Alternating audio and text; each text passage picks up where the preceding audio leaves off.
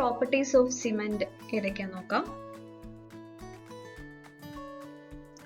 സിമെന്റിന്റെ manufacturing സമയത്ത് മാനുഫാക്ചറിന് വേണ്ടി നമ്മൾ ആഡ് ചെയ്യുന്ന റോ മെറ്റീരിയൽസിൽ ഓക്സൈഡ്സ് ഉണ്ട്. ഈ ഓക്സൈഡ്സ് നമ്മൾ ഇന്ററാക്ട് ചെയ്ത് ഹൈ ടെമ്പറേച്ചറിൽ ഇന്ററാക്ട് ചെയ്ത് കോംപ്ലക്സ് കോമ്പൗണ്ട്സ് ഫോം ചെയ്യുന്നുണ്ട്. അങ്ങനെ ഫോം ചെയ്യുന്ന കോംപ്ലക്സ് കോമ്പൗണ്ട്സിൽ ഏറ്റവും ഇമ്പോർട്ടൻ്റ് ആയ 4 പേരെ ബോക്സ് കോമ്പൗണ്ട്സ് എന്നാണ് അറിയുന്നത്. ഈ 4 ബോക്സ് കോമ്പൗണ്ട്സിനെ കുറിച്ച് നോക്കാം. ഫസ്റ്റ് വൺ ട്രൈകാൽസ്യം സിലിക്കേറ്റ്, C3S എന്നാണ് അതിന്റെ abbreviated formula. Tricalcium silicate C2S, tricalcium aluminate C3A, tetracalcium alumino ferrite C4AF. അതിന്റെ കെമിക്കൽ ഫോർമുലാസ് ഇവിടെ കൊടുത്തിട്ടുണ്ട്. ഓരോന്നിന്റെയും പ്രോപ്പർട്ടീസ് ഏതൊക്കെയാണ് എന്ന് നോക്കാം.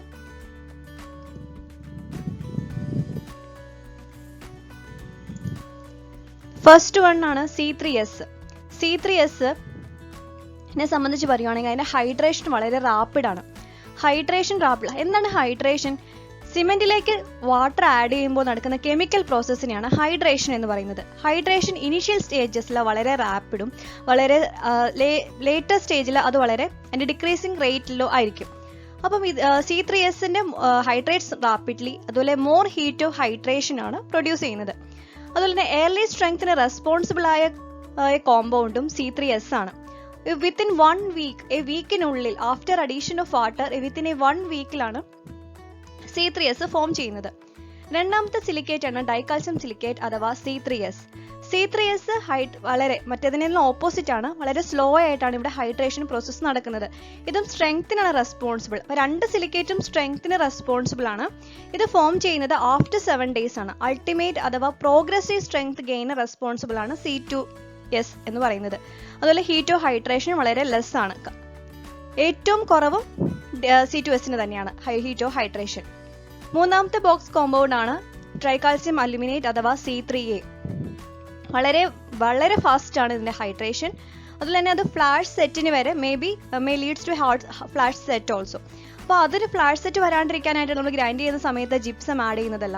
അതുപോലെ തന്നെ ഇതിന്റെ ഹീറ്റ് ഓഫ് ഹൈഡ്രേഷൻ, ഏറ്റവും കൂടുതൽ ഹീറ്റ് ഓഫ് ഹൈഡ്രേഷൻ റെസ്പോൺസിബിളും C3A തന്നെയാണ്. ഇതും വിത്തിൻ 24 അവേഴ്സിൽ after addition of water during 24 അവേഴ്സിലാണ് ഫോം ചെയ്യുന്നത്. അപ്പൊ നാലാമത്തെ ബോക്സ് കോമ്പൗണ്ടും വളരെ ഇനാക്റ്റീവ് ആയ ബോക്സ് കോമ്പൗണ്ടും ആണ് C4AF.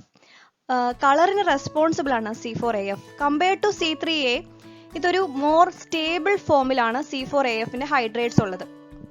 അതുപോലെ തന്നെ വേറൊരു കാര്യം കൂടി നമുക്ക് കമ്പയർ ടു C3A പറയാവുന്നത്, ഇത് കൂടുതൽ comparatively high resistant to sulphate attack ആണ്. അപ്പം 4 ബോക്സ് കോമ്പൗണ്ട്സ് ആണ് പറഞ്ഞത്. C3S, C2S, C3A, C4AF എന്നിങ്ങനെ. ഇതിലെ 2 സിലിക്കേറ്റ്സും സ്ട്രെങ്ത്തിന് റെസ്പോൺസിബിൾ ആണ്.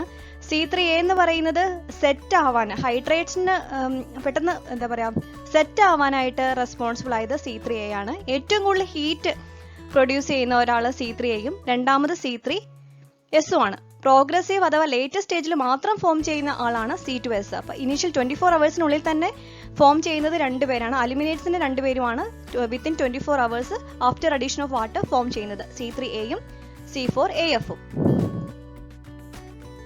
ബോക്സ് കോമ്പൗണ്ട്സ് ഏതൊക്കെയാ നോക്കി. 4 എണ്ണായിരുന്നു. C3S, C2S, C3A, C4AF എന്നിങ്ങനെ. അപ്പൊ ബോക്സ് കോമ്പൗണ്ട്സിന് നമുക്ക് ആ ഒരു പേര്, ബോക്സ് കോമ്പൗണ്ട്സ് എന്ന പേര് വന്നത് അമേരിക്കൻ റിസർച്ചറായ R.H. ബോഗിൽ നിന്നാണ്. അപ്പൊ അതിനു മുന്നേ തന്നെ ഒരു റിസർച്ചർ, തോംബോൺ എന്നൊരു റിസർച്ചർ ഈ സിമെന്റിന്റെ ക്ലിങ്കറിലുള്ള കോമ്പൗണ്ട്സിനെ കുറിച്ച് ഒരു സ്റ്റഡി നടത്തിയിട്ടുണ്ട്. അപ്പൊ അദ്ദേഹം ഐഡന്റിഫൈ ചെയ്ത 4 ക്രിസ്റ്റൽസിന് അദ്ദേഹം കൊടുത്ത പേരുകളായിരുന്നു എലൈറ്റ്, ബിലൈറ്റ്, സിലൈറ്റ്, ഫെലൈറ്റ് എന്നിങ്ങനെ. അപ്പൊ ബോക്സ് കോമ്പൗണ്ട്സിന്റെ ആ പേരുകളിലും അറിയപ്പെടുന്നുണ്ട്. അപ്പൊ C3Sന് പറയുന്ന വേറൊരു പേരാണ് എലൈറ്റ്, C2Sന് പറയുന്നതാണ് ബിലൈറ്റ്, C3Aക്ക് സിലൈറ്റ്, C4AFന് ഫെലൈറ്റ് എന്നിങ്ങനെ. ഇനി ഓരോന്നിന്റെയും എത്ര പ്രപ്പോർഷനിലാണ് കാണുന്നത് എന്നും കൂടി നോക്കാം. C3Sനെ നമ്മളൊരു 30 to 50%, C2S 20 to 45%, C3A 8 to 12% and C4AF 6 to 10%. ഇനി ഈ 2 സിലിക്കേറ്റും C3Sഉം C2Sഉം കമ്പൈൻഡ് ആയിട്ട് ഒരു 70 to 80% എന്നുകൂടി പറയാറുണ്ട്. ഇനി റേറ്റ് ഓഫ് ഹീറ്റ് ഇവാലുവേഷൻ എന്നിവിടെ നോക്കാം. ഏറ്റവും കൂടുതൽ ഹീറ്റ് വരുന്നത് C3Aയിൽ നിന്ന്, രണ്ടാമത് C3S, 3 C4AF, ഏറ്റവും ലാസ്റ്റ് C2S. അപ്പൊ അതിന്റെ ഹീറ്റ് എത്രയാണ്, അതിന്റെ ക്വാണ്ടിറ്റി ഇങ്ങനെ നോക്കുകയാണെങ്കിൽ 865, 500, 420, 260. അപ്പൊ C3A ആണ് ഏറ്റവും കൂടുതൽ, ഏറ്റവും കുറവ് C2S, രണ്ടാമത് ഹീറ്റ് വരുന്നത് C3Sൽ നിന്ന്, മൂന്നാമത് C4AFൽ നിന്ന്. സിമെന്റിന്റെ ക്ലിങ്കേഴ്സിൽ കാണുന്ന 4 ക്രിസ്റ്റൽസ് ആണ് എലൈറ്റ്, ബിലൈറ്റ്, സിലൈറ്റ് ആൻഡ് ഫെലൈറ്റ്. ഈ സിമെന്റിൽ വാട്ടർ ആഡ് ചെയ്ത് ഹൈഡ്രേഷന്റെ സമയത്ത് ഉണ്ടാവുന്ന ഹൈഡ്രേറ്റ്സ് ആണ് C3S, C2S, C3A and C4AF എന്നിങ്ങനെ. അപ്പോൾ ഇതിന്റെ സിമിലാരിറ്റി കാരണം എലൈറ്റിനെ നമ്മൾ C3S, ബിലൈറ്റിനെ C2S, സെലൈറ്റ് C3A എന്നിങ്ങനെ, ഫെലൈറ്റിനെ C4AF എന്നും കൂടി പറയുന്നുണ്ട്. ഇനി എലൈറ്റ് ആൻഡ് ബിലൈറ്റ് അഥവാ C3S and C2S സ്ട്രെങ്ത്തിന് കറസ്പോണ്ടിങ്ങും C3A and C4AF സെറ്റിങ്ങിന് കറസ്പോണ്ടിങ്ങും ആണ്. ഇനി അത് ഓരോന്ന് ഫോം ചെയ്യുന്നത്, അതായത് C3A അതിൻ്റെ ഹൈഡ്രേറ്റ്സ് ഫോം ചെയ്യുന്നത്, C3Aയുടെ ഹൈഡ്രേറ്റ്സ് ഫോം ചെയ്യുന്നത് 24 hours കഴിഞ്ഞും C4AFന്റെ ഹൈഡ്രേറ്റ്സ് ഫോം ചെയ്യുന്നത് വിത്തിൻ 24 hours ഇനി 7 to 28 days എടുക്കും C3Sന്റെ ഹൈഡ്രേറ്റ്സ് ഫോം ചെയ്യാൻ. C2Sന്റെ ഹൈഡ്രേറ്റ്സ് ഫോം ചെയ്യുന്നത് 1 year ആണ് ടൈം. ഇനി അതിൻ്റെ സ്ട്രെങ്ത് തന്നെയാണ് രണ്ടുമെങ്കിലും കൂടി C3S എയർലി സ്ട്രെങ്ത്തിനും C2S അൾട്ടിമേറ്റ് സ്ട്രെങ്ത് അഥവാ പ്രോഗ്രസീവ് സ്ട്രെങ്ത്തിനും കറസ്പോണ്ടിങ് ആണ്.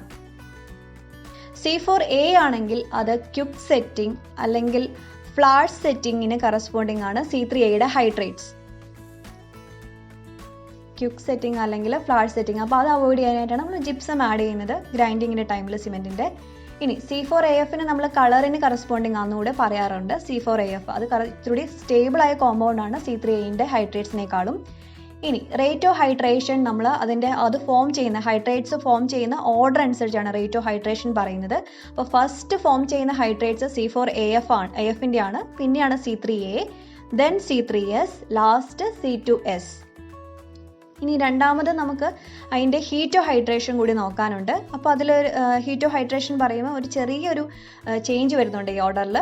C4AF എന്ന് പറയുന്നത് 3rd പൊസിഷനിലേക്ക് ചേഞ്ച് ആവുന്നുണ്ട്. C4AFന് നമുക്ക് 3rd, ഈ സെയിം ഓർഡർ തന്നെ നോക്കുക. C4AFന്റെ മാത്രം ഓർഡർ ഫസ്റ്റിൽ നിന്ന് 3rd ആവുന്നു.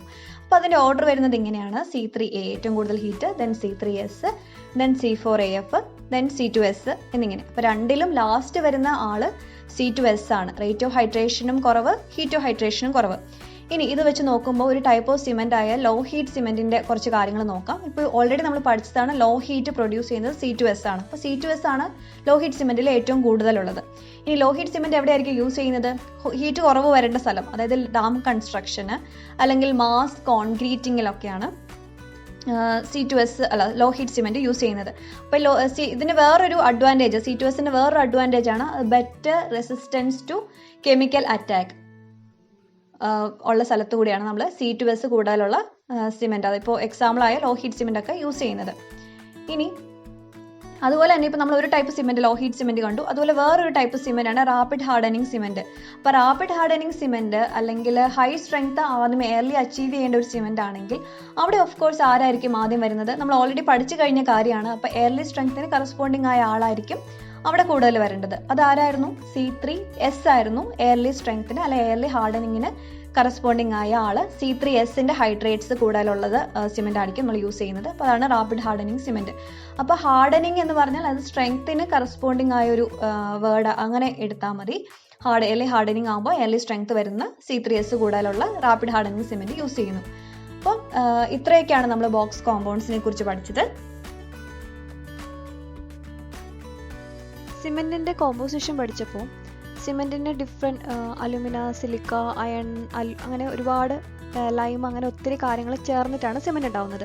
അപ്പോൾ ഇതെല്ലാം കറക്റ്റ് പ്രൊപ്പോർഷനിൽ നമ്മൾ ചെയ്തിട്ടുണ്ട് നമ്മൾ കൺഫേം ചെയ്യാനായിട്ട് നമ്മൾ ചെറിയ കുറച്ച് ഫാക്ടേഴ്സ് കാൽക്കുലേറ്റ് ചെയ്യും. അപ്പോൾ എപ്പോഴും നമുക്ക് മൈക്രോസ്കോപ്പിക്കലി ഇതെല്ലാം ചെക്ക് ചെയ്യാന്നുള്ളത് പാടാണ്. അപ്പോൾ അതിന് ഇൻഡയറക്ട്ലി നമ്മൾ അതിൻ്റെ കോമ്പോസിഷൻസ് കറക്റ്റ് ആണോ അല്ലെങ്കിൽ പ്രോപ്പർ ആയിട്ടാണോ എന്ന് ചെക്ക് ചെയ്യാനായിട്ട് 3 ഡിഫറെൻറ്റ് കൺട്രോൾ റേഷ്യോസ് ആണ് കാൽക്കുലേറ്റ് ചെയ്തെടുക്കുക. ഇതിൻ്റെ റേഞ്ച് പറയുന്നുണ്ട്. ആ റേഞ്ചിനുള്ളിലാണെങ്കിൽ ഈ പറയുന്ന സിമെന്റിൽ നമ്മൾ കൊടുത്തിരിക്കുന്ന കാര്യങ്ങളെല്ലാം കറക്റ്റ് പ്രൊപ്പോർഷനിലാണ് എന്ന് നമുക്ക് മനസ്സിലാക്കാൻ പറ്റും. അപ്പോൾ ഇത് BIS 269 1975 ഇതിനെക്കുറിച്ചുള്ള ഇതെങ്ങനെയാണ് റേഷ്യോസ് വരേണ്ടത് അങ്ങനെ കാര്യങ്ങളെല്ലാം കൊടുത്തിരിക്കുന്നത്. അപ്പോൾ 3 ഡിഫറെൻറ്റ് കൺട്രോൾ റേഷ്യോസ് ആണുള്ളത്.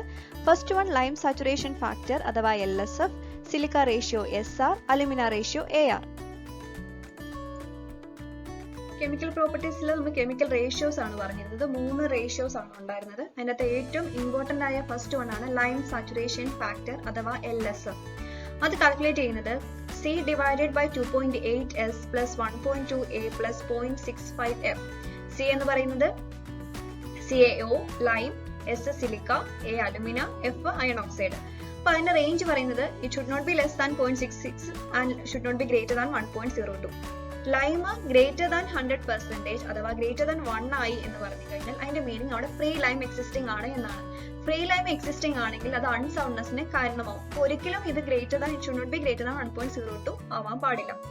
അടുത്തത് AR അഥവാ അലുമിന റേഷ്യോ എന്ന് പറയുന്നത് കാൽക്കുലേറ്റ് ചെയ്യുന്നത് alumina divided by iron oxide, ഇത് പെർസെന്റേജിലാണ്. അതും നമ്മൾ 0.66 should not be less than 0.66 എന്നാണ് പറയുന്നത്. മൂന്നാമത്തെ ആളായിരുന്നു സിലിക്ക റേഷ്യോ അഥവാ SR, S divided by S plus F, S എന്ന് വെച്ചാൽ സിലിക്ക, F അയൺ ഓക്സൈഡ്. അപ്പൊ അതും പെർസെന്റേജിൽ തന്നെയാണ് കാൽക്കുലേറ്റ് ചെയ്യുന്നത്. കെമിക്കൽ കോമ്പോസിഷന്റെ കൂടെ പറയുന്ന 4 കണ്ടീഷൻസ് കൂടെ നോക്കാം. Total loss on ignition should not be greater than 4%, total sulphur content should not be greater than 2.75%, weight of insoluble residue should not be greater than 1.5%, and weight of magnesia should not be greater than 5%. മഗ്നീഷ്യയുടെ കാര്യം അന്ന് അപ്പോൾ പറഞ്ഞതാണ്, അത് greater ആവുകയാണെങ്കിൽ അത് വെച്ചുണ്ടാകുന്ന cement വെച്ചുണ്ടാക്കുന്ന കോൺക്രീറ്റ് ക്രാക്ക് ആവാനുള്ള ചാൻസസ് ഉണ്ട്.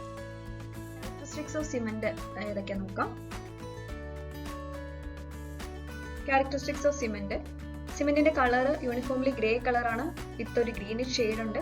സിമെന്റിന്റെ കളർ റെസ്പോൺസിബിൾ ആയ ബോക്സ് കോമ്പൗണ്ട് ആണ് C4AF. സിമെന്റിൽ ടച്ച് ചെയ്യുമ്പോൾ ഒരു സ്മൂത്ത് ഫീൽ ആണ്. അതുപോലെ തന്നെ സിമെന്റിന്റെ ബാഗിൽ ഇപ്പൊ ഹാൻഡ് ഇൻസേർട്ട് ചെയ്ത് കഴിഞ്ഞാൽ ഒരു കൂൾ എഫക്റ്റ് ആണ് ഉണ്ടാവുന്നത്. സിമെന്റിൽ ഒരിക്കലും ലംസ് ഉണ്ടാവാൻ പാടില്ല. ലംസ് ഉണ്ട് എന്ന മീനിങ് സിമെന്റിന്റെ സ്ട്രെങ്ത്, സിമെന്റ് കട്ട പിടിച്ചു എന്നൊക്കെ പറയും, സിമെന്റിന്റെ സ്ട്രെങ്ത് കുറഞ്ഞു എന്നാണ്. അതുപോലെ തന്നെ സിമെന്റിൽ excess silica, lime, alumina, alkalis അഥവാ ക്ലേ, സിൽട്ട് ഇവയൊന്നും ഉണ്ടാവാൻ പാടില്ല. പ്രൊപ്പോർഷൻസ് കറക്റ്റ് ആയിരിക്കണം മാനുഫാക്ചർ ചെയ്യുമ്പോൾ ഉണ്ടാവേണ്ടത്. Thank you. If found useful, subscribe our channel.